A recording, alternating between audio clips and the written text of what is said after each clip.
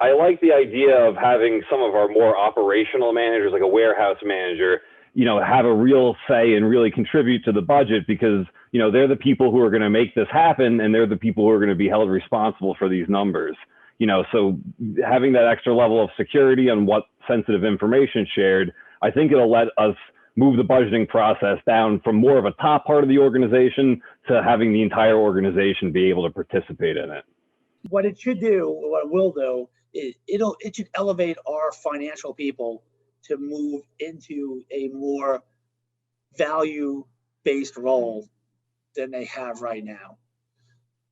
So that's the goal. The goal is to bring our financial team into being more of analytical people who can forecast as opposed to just gathering information.